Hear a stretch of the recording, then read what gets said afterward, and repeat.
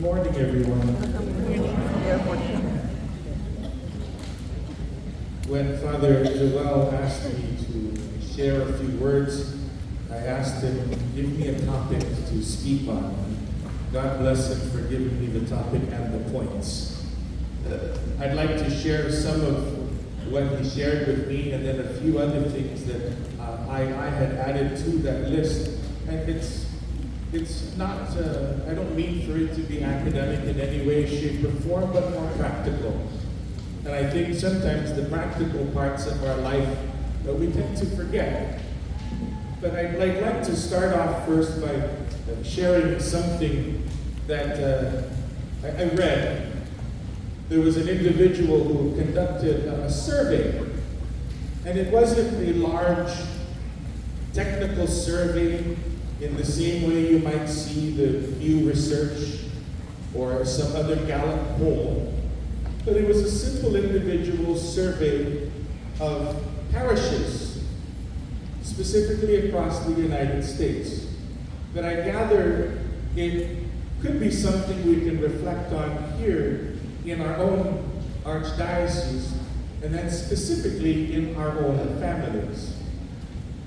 So this individual started off by explaining a typical business practice of 80-40, 80% and 40%. And he said, in that business practice, the mindset is 20% of the products a business sells makes the most money, which means the other 80%, while they do make some money, only contribute a very small amount to the success of the business. So they call it the 80-20 or 20-80 principle. So I'm not a businessman, there's an actual term for this. But 80-20. I'll give an example of years past where bookstores were all over the place. If you think about a bookstore, not every book in the bookstore makes the business financially successful. In fact, only a few titles in that bookstore would be known to sell out. Might sell hundreds and then maybe thousands. And then you might have some random cookbook of how to cook snake in the back. Maybe only sold one copy. No one ever ordered it again. So again, 20% of the books in that store are popular and they sell over and over and over again and make the bookstore money, where the other 80% contribute, but just a small amount. Think about that for a second. 20% contribute the majority of the success. 20%. And 80% contribute, but in a small amount. I don't want to use the word insignificant, because they still contribute. Now, if you follow that principle, this individual that I was sharing, in his simple survey of parishes from coast to coast of the United States, decided to take a survey using the same business principle. Will I find that 20% of the parishioners are the ones that are doing the majority of the work and 80% doing nothing? Will I find that 20% of the people in that town are the ones that actually go to Mass and respond to Father's call, come for Bible study, or come and help with this, that, or the other thing? And then the 80%, very little. Businesses do their own studies to determine the way people respond. And they change their business practice in a way that they can be sure that you will respond. And this was this guy's interesting survey. It wasn't 20% of the parishioners that were active in some way, shape, or form. it was more like 6.4%. Again, this isn't a large study. This isn't like the Gallup poll or Cara report. It's someone simple stopping in different places from coast to coast. And that was the one thing that we found that was consistent. So my proposal is, my topic is on divine mercy in the family. So if that simple man was able to take a large corporate business model and see if that existed in the parishes of the church, I'd like to invite you to take that and apply it to your families. What percentage of the people in your families contribute to the family in ways of gospel love and gospel mercy? How merciful, how generous are the people in your family? Is it 20%? Or is it like the man found, 6.5%, who are the hardest workers, the greatest supporters, the ones who produce the most beautiful smile to keep everyone else afloat? What is it? That would be my invitation for you, is to reflect on your own families as I go through this simple list. What percentage? Now, let me go to the parish, and maybe this can help in your own families. So what do the 6.5% do? The 6.5% in the parishes, again, with this guy's simple study, were the ones that contribute the most financially to the parish. So the roof that was being fixed, most of the money came from the small 6.5%. The people supporting the parish pantry or the soup kitchen, just 6.5% of the parishioners that were registered. What about those who were invited by their pastor? Come and let's go do outreach, as Father Fran mentioned, to the marginalized. Only 6.5% would respond with great generosity, out of love and mercy for their brother and sister in need. 6.5%, the list can go on. But you know, what does that say about the 6.5%? Do we think that the church does great ministry of mercy in this diocese? I'm going to say yes. Catholic social service is a beautiful arm as a part of the larger family in our archdiocese. And if we were to follow that percentage, if only 6.5 people, parishioners of this archdiocese, are contributing a strong amount to Catholic social services, can you imagine what doubling that would look like? If we just made it 14%. But still, if we were truly following the 6.5%, they still do beautiful work. The small and simple hands of the merciful bearer can produce great and wonderful works. Sometimes it's just the simple and the small where large things can happen. If you look at even our ministry to the homeless, 6.5% of people contributing to feeding and providing meals, a beautiful thing still happens, even though just a small number of people step forward. Can you imagine if that 6.5% increases to 14%? Maybe we could double the amount of soup kitchens. What if we triple that amount?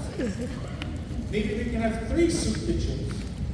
Maybe Catholic social services can be 3 times more merciful in the things that they do, but right now are limited based on what they have.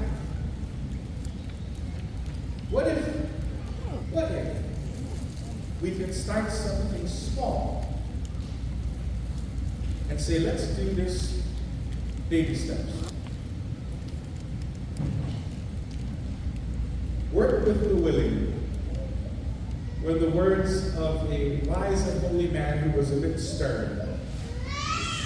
When I asked him, I'm frustrated, what am I supposed to do if I continue to preach and only a few care to listen? And he said, welcome to the problem of Jesus' time. So just work with the women. If you go back and look at the early calling of the disciples, Jesus didn't have great followers in the beginning. He started with a small amount of people. Come and follow me, he said. And to some, they dropped everything they had, like the fishermen. And to others, oh no, let me go bury my dead first. But he started with a small amount of people. But they were small and willing to learn. There were a small amount of people that gave their all. Can you imagine if that same small amount of people invited one friend to do something? If you look at how many changed from their former ways and began to follow Jesus, began with this small amount of people and ballooned into the Christian world we have today, it is still possible. It is part of God's behavior to take the small and the impossible and make it something great. Look at the small tribe of the people of Israel. So, even the impossible things in this world that we might think, well, this world is full of hate as opposed to love. It is merciless instead of mercy. It doesn't show much of that. It is stingy, no longer generous. When we put our energy to better use of showing and modeling those acts of love, mercy, and generosity, versus standing still and using all our energy to complain and point out the problem. Sometimes I think most of our energy is placed in, hey, look at the problem we have, but we never hear solutions.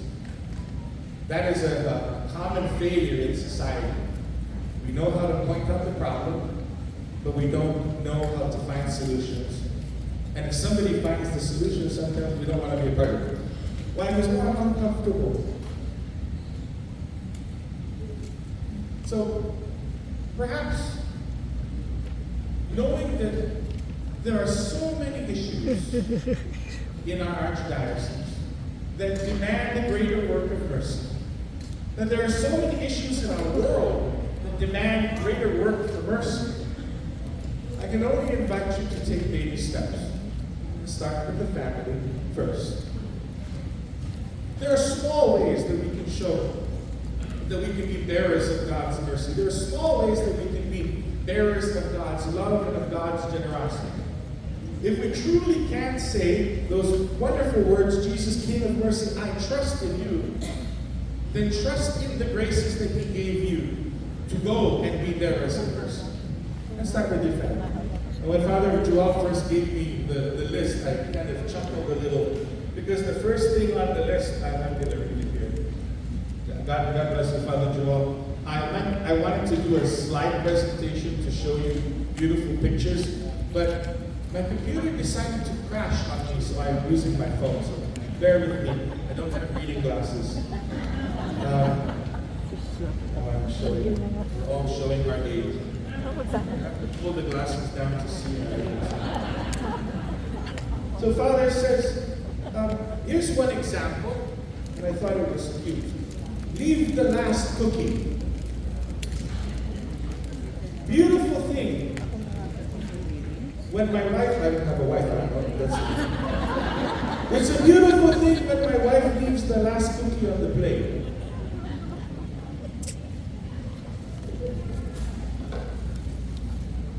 Beautiful thing. It's such a simple thing. I've been to many parties and I've noticed similar behavior.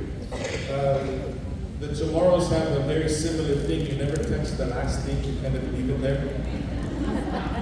And everybody stares at it. I want it, but I don't want to be known and being gossiped about for the whole took the last one.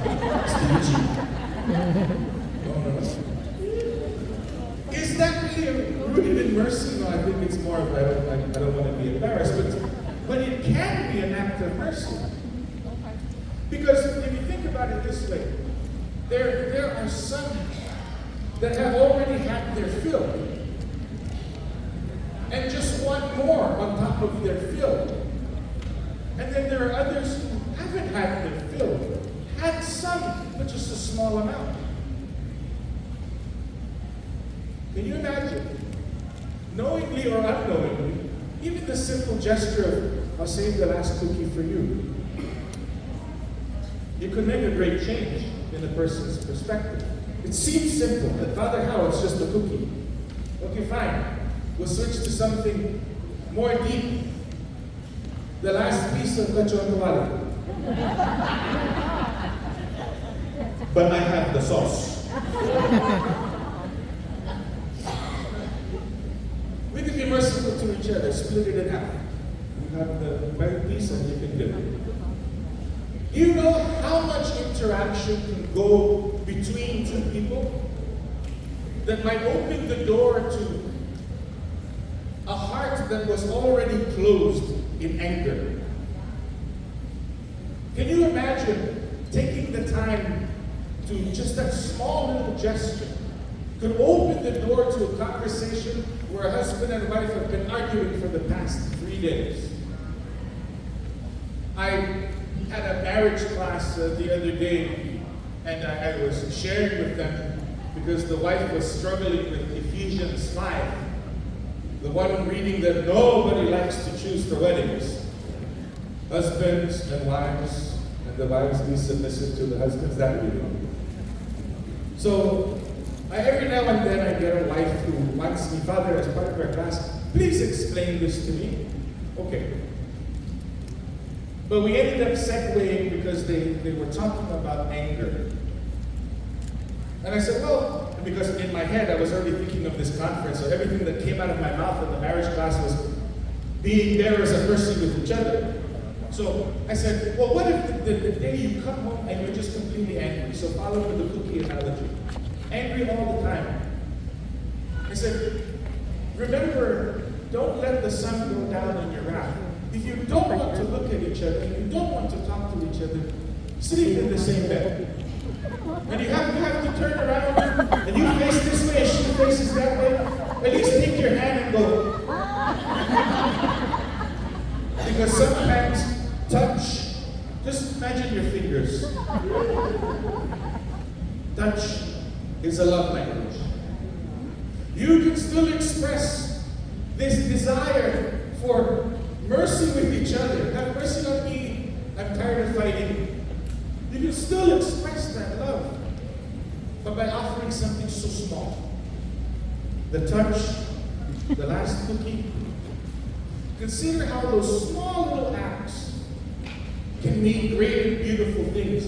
But see, we live in a world that wants everything grand. Oh, I have to buy my wife, or maybe my husband, I'll flip it around. I have to buy my wife flowers or give her a gift card to Macy's. What do you give the husband? Ben, what do you want? Let me guess. Home Depot gift card. Yes? Okay. Sometimes the littlest things, you'd be surprised. And it doesn't have to be grand. I'll give another simple example of ways that we can open the door to a heart that is just closed off, to wanting to be generous in love, to wanting to be generous in mercy. We tend to wait in our modern Western society for holidays to tell us what to do. Why? So, I tell people this too. Are we going to go to confession only in Lent because the church tells us that's the time to do it? No. We should be coming to that sacrament of apology, that sacrament of I'm sorry, every time it happens. Not just, I'm going to wait for a Saturday confession because that's the time it's usually scheduled. No. Knock on the priest's door. Say, Father, can I make an appointment with you? I'd like to go go to confession today. You'd be surprised the humble and contrite heart that can go back home. One that experienced the love and mercy of God can go back to the house to be a greater bearer of mercy to the other half in the home that you're still arguing with.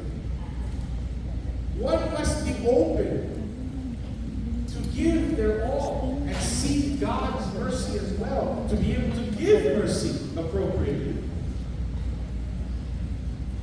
Jesus, King of mercy, I trust in you, not I trust in myself.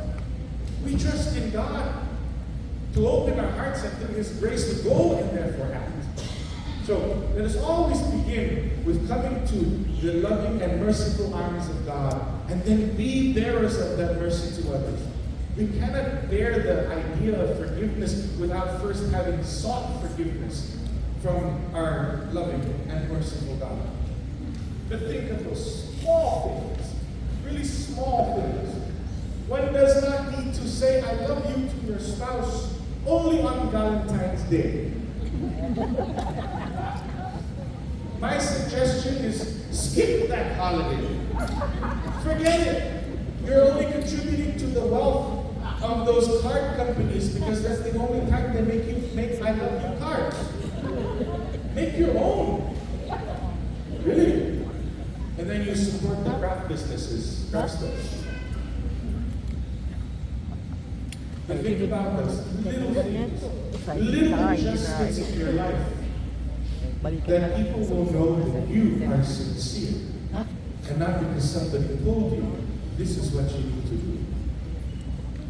I'm not merciful because the law tells me to be merciful. I'm merciful because I know enough about God.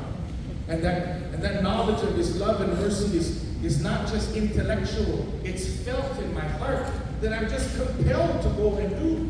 That my hands go and do, my feet take me to go and do. Not because I'm just told to, but because I feel it. That's perhaps another question we must ask for ourselves. Do we feel it, or is it just all in the head? If we do feel it, you'd be surprised. Like the Holy Spirit blows where it wills, you will also respond to any call that God has for you. Here's another one. Turn the light off when you leave the room. Turn the light off when you leave the room. It seems, okay, how is that merciful? Turn the light off when you leave the room.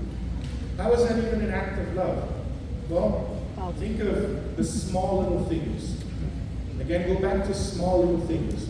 And these are little lessons that you can also teach to the young. I'm on social media a lot, so I see a lot of these memes. And it was one little video on Instagram of a parent who was going room to room. Some of you might have seen this on Facebook too. The parent was going room to room when the child says, "You never do anything for me. You never give me anything." The child is, "I feel abused. I'm not loved." So you know what the father does?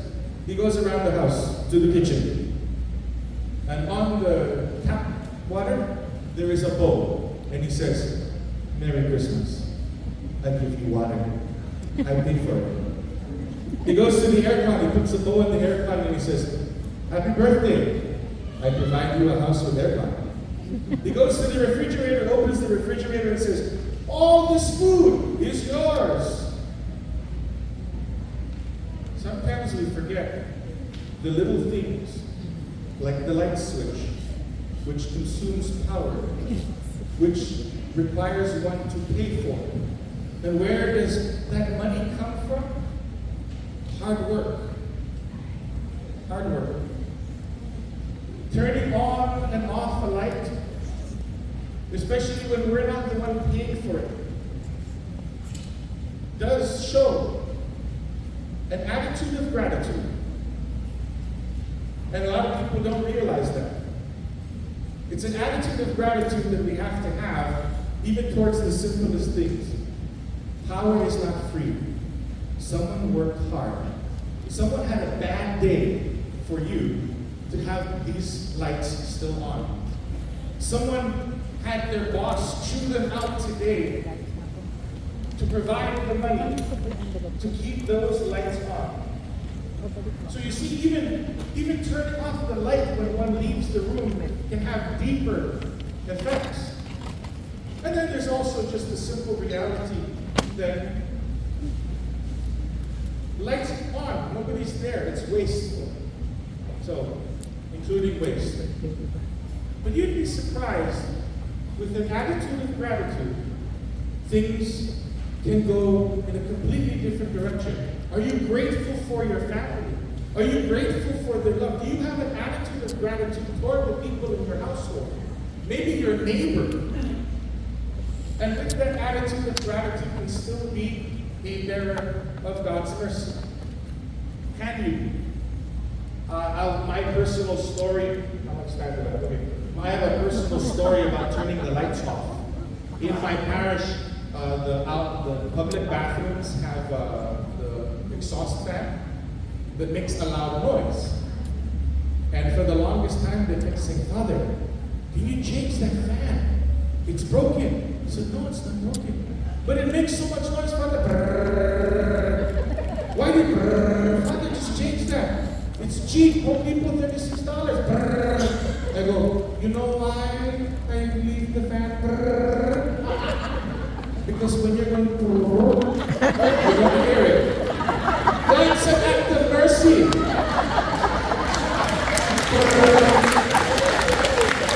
So no, I'm not being cheap by not replacing the fan.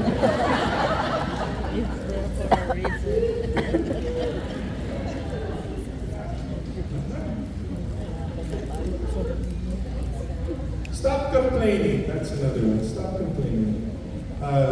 Hence why I brought up the fan, because people don't like the fan. But complaints also, I think if you throw it in, complaints can take different forms in the household. I'll go back to that couple that I was preparing for marriage yesterday. And they, in their talks, there was an element of coming home from work, and dumping your work complaints on your spouse. So we were really on the topic of don't come home and give your spouse your leftovers. You leave your work woes at work or outside your house. And then you come inside and you give your loved one, you give your children, your home, not your leftovers. But also give your family members at home the opportunity to share. To share. In the same way you might want to share something that happened in your day. Now, yes, I'm specifically speaking about complaining. But just imagine you come home and you unload on your husband or wife or children the horrible day you had at work. The merciless boss, the merciless co-worker who thinks they're higher than you or better than you because they have a greater degree, or they're of a different ethnicity than you, or they have a better car than you so that they feel that they can walk all over you, and you're so frustrated, you bring that home and you lay it on your spouse and your children, who on their part had a good day, but you're complaining, took their joy and killed it. We're not talking a road to Emmaus situation where the disciples were leaving Jerusalem after Jesus' death, as the Gospels describe as downcast. No. We're not talking about that moment. You killed their joy through your complaining. Perhaps one can begin their entrance into the home by observing. Observation, even just a few seconds, can change your attitude to be one of gratitude. An attitude of gratitude. Just a quick few seconds to scan the room. I have younger nieces and nephews, so sometimes when I walk in the room, I can tell when they just wake up from a nap because they look at you with these eyes of, "I have no time for you," and then go back to sleep. And then other occasions it's, ah! My niece calls me Pa because she can't pronounce the L-E part of Mali. So I know when she's awake, right away, I know there's something she wants to show me. She'll take me, and my mother is the sitter, so she'll show something that they painted together or drew together. Even though I came in specifically to talk to my mother about something very serious. But having an attitude of gratitude toward a young child of God, I said, no, put a pause in the serious conversation with your mother and go and see what this little girl wants to show you. The lesson that day with my mother just so happened to be guardian angel. So there you go. I don't know what she was doing. She has a plastic angel that she likes to play with, and her favorite book is the Our Father book. But one must be a little more observant if you really truly want to have the heart of Christ. So before acting, before reacting, just pause, scan, to make sure that you have that great attitude of gratitude. If the only thing we know how to do every day is to bring complaints, what would Jesus say to you? I was doing a small little, not really a Bible study, but one of the Catholic school teachers and I were conversing about a lesson that they wanted to do. And I'm glad they called me because I wish they would reach out to more of our priests to just ask the question. Yes, we have the textbook, but it was a perfect question dealing with how do I show this aspect of gratitude and mercy using the concept of the topic of the chapter that he was using.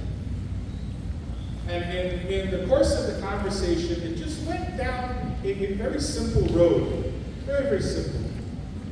It's like, look, let's see how Jesus dealt with difficult situations. And some of you might recall, maybe not, this might be the first time you're hearing this, but there was one incident where Jesus was heading down the road and his destination was Jerusalem. They had to pass through a Samaritan town. His disciples went over there and to let's just say, to prepare a place of respite or just a quick stopover to refresh himself. But when the Samaritans found out that Jesus' destination was Jerusalem, and if you recall, Samaritans and Jews don't get along together culturally, everything, they don't like each other, then they said, no, continue on, you're not going to stop in our town.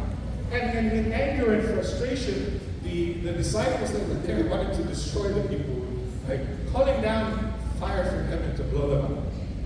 Jesus said, no, you're not doing that. There are many occasions where Jesus had to calm down the disciples and stop complaining, stop getting angry, move to the next.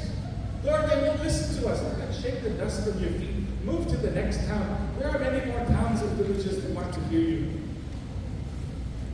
If we have a change of attitude, you realize just how useless complaining can be. In more appropriate terms, we might say there are two types of criticism. And one of it is constructive criticism. Constructive criticism is good. Everything else is just complaining. So perhaps the attitude change can make us better bearers of God's mercy. Here's another one. Do an extra chore. Maybe this is something that parents can share with their children. Doing extra chores. Something perhaps that you never expected them to do, but by constant modeling, you became a great role model to them. Do an extra chore without being told. You might be surprised that there are some of the marriage counseling that I have to do. Most of it deals with the lack of communication. Most of it. Doing an extra chore, a lack of communication. So this one couple I asked, well, give me an example of lack of communication. It was, well, my husband has a problem with video games. He's always on his video game. He's always talking with people on his earpiece that he's playing with across the world, on the other side of the world. And he never listens to me. Well, give me one example of a chore that you asked him to do. His father, guess, like throw out the trash. He goes, precisely. Okay. He goes, I want him to throw out the trash. I said, well, does he? He goes, yes. When does he do it? When he's good and ready. I said, okay. But does the trash get done? Yes, it does. But not when you want it to be done. He goes, no. But does it still get done? Yes. Let's just say you want the trash done now. When does he throw it out? The next day? It was, oh, no, Father. When? Within the hour. Was the trash overflowing? Not necessarily. I said, okay. Maybe we need to rethink our ways of communicating with one another and start communicating about the simplest thing of when. Let's agree as a couple. When do we take out the garbage? Some couples, this is their rule. Before it stinks. But that could mean a lot of things. 2 days, 1 day, but if we eat fish or shrimp, it better go out tonight. Or like most people, you stick it in the freezer until trash day, or the dogs and the pigs are going to knock it off again. But do an extra chore. Some of the couples did admit that after having a great conversation about how to do things, how to wash the dishes, how to put the dishes back, you think, is this a necessary conversation? You'd be surprised how many people fight about these things.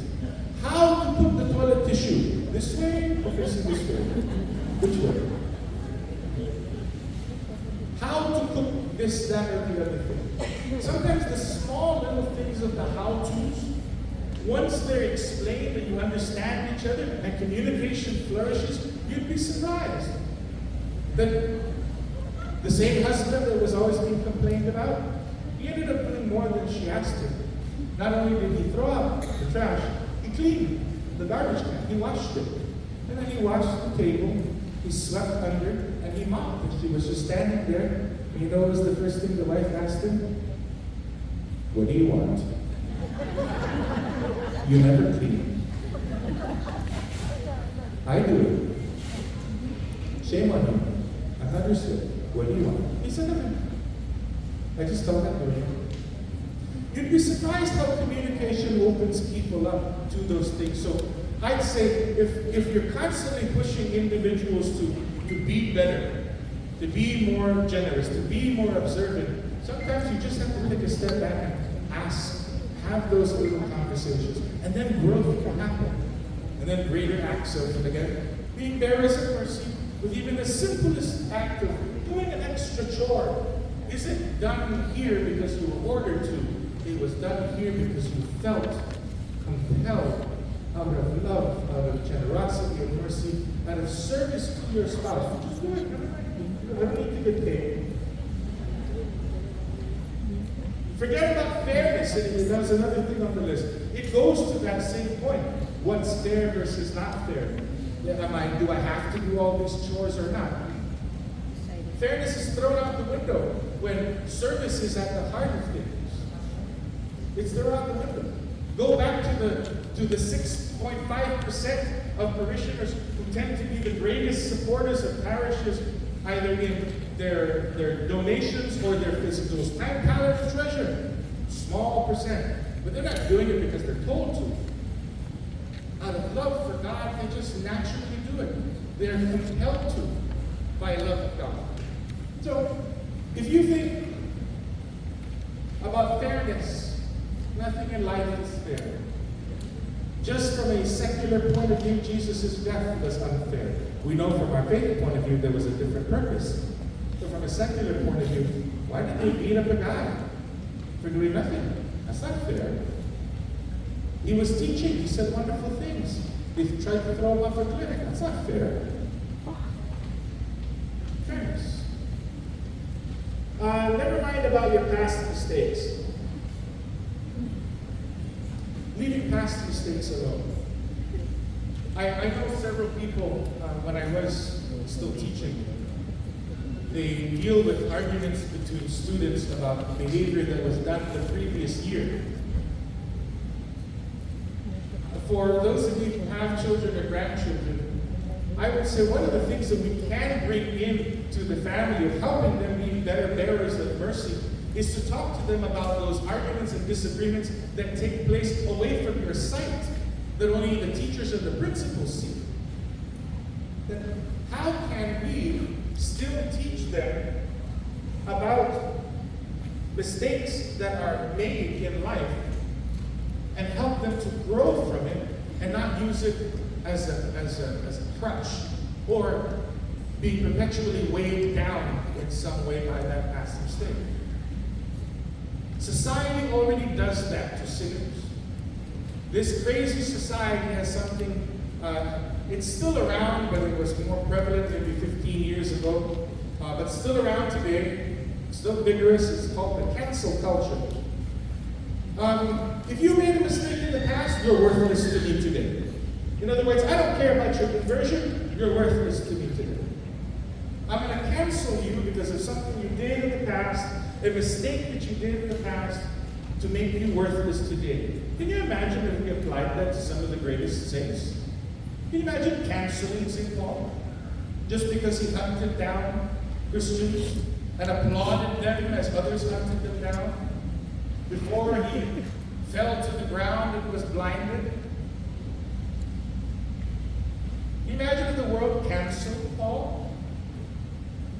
Can you imagine if the world canceled St. Peter because Jesus called him Satan? Get behind me, Satan. You are thinking as man does, not as the world does. Can you imagine if the world canceled Peter, the first pope, just because our divine king called him Satan? That's the kind of behaviors we have today. Do you know that it is so difficult for a prisoner who has been released back into regular society to find a job because of his past mistakes? Do you know that some of those individuals try to live a quiet life and hope that people look at their conversion today as opposed to what led them to be locked up in the first place? And yet some individual says, I know him. He did this. He was in jail for 10 years. And through those simple words of pointing out his past mistake, everyone looks at him with great suspicion. And usually not merciless. Conversion, my brothers and sisters, is a huge part of the expression of our faith. It is a huge part of changing the mind, changing the heart. The sacrament of confession is there, acknowledging that reality. But are we truly bearers of mercy when we look at the person's past sins as opposed to, and their past mistakes, as opposed to the changed woman or the changed man that they are today? You'd be surprised how little one can become in the eyes of God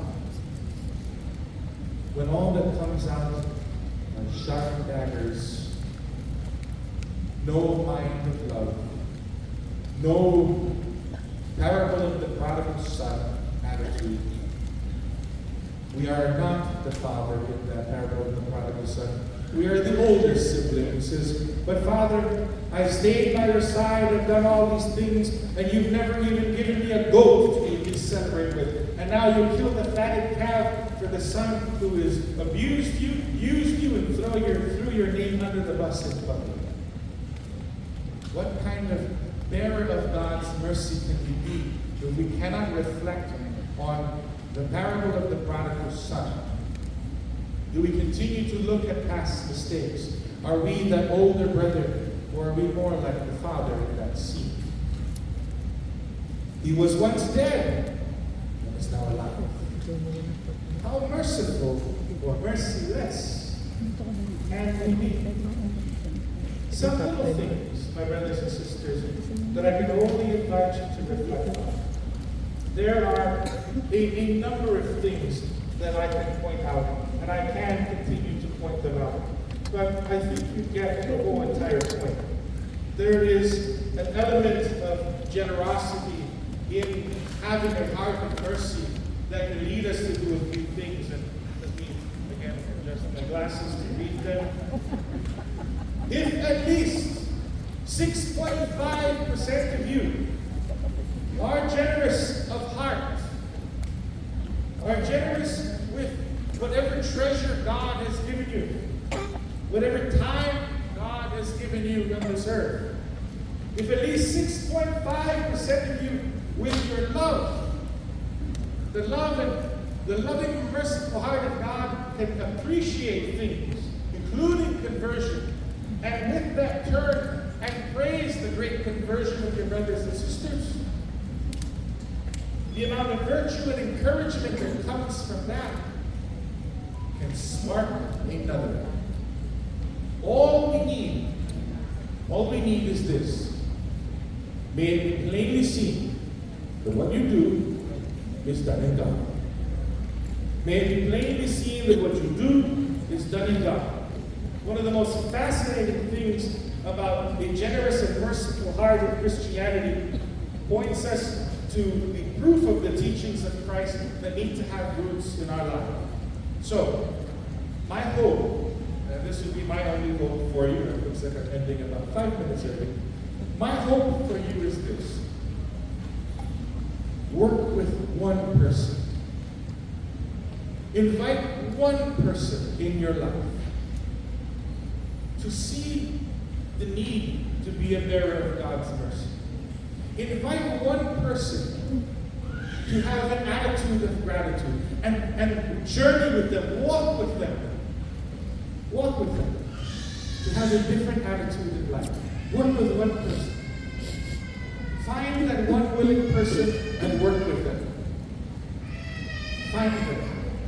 Because if you can contribute to the conversion of that one heart, if all of you are able to do that, we can go from 6.5% to hitting almost 14%. You'd be surprised. You know, there are a number of people who are afraid to stand up and teach the faith. And it's not because they don't want to, but they just don't know enough. And are afraid if somebody asks them a tough question, they're going to look stupid. I've heard people say that, Father, I don't want to look dumb in public. I'm like, well, what can you do about it? There are a number of parishes in this diocese that have faith formation classes, Bible studies, courses on the catechism. You have the question, what do I do to learn more? And I've just given you the answer. Here are some parishes. St. Anthony Church is one of them. Father Val does a Bible study at some parishes. The Archdiocese, through the Office of Faith Formation, will be doing, for the next 12 months, seminars on the specific topic of the Eucharist. Various things. What the saints say about it, etc. What's in canon law. How to pray before the Blessed Sacrament. You have the question. You have the answer. It's just about us taking our feet, making the first step. To bring a culture of mercy to this world, one must take the first step to be bearers of God's mercy and bring somebody along with them. Yes, you are to save your soul, but try and reach out to save another as well. Let us be, as one of the hymns in our music issue has as its words, be companions on the journey. We are all on this beautiful journey together. Let us purposefully bring one person and double the amount of soldiers for Christ. I don't know how long it will take you, but with God, everything is possible. You alone cannot do it. With God, anything is truly possible. An attitude of mercy, an attitude of gratitude. Jesus, King of mercy, I trust you. God bless you.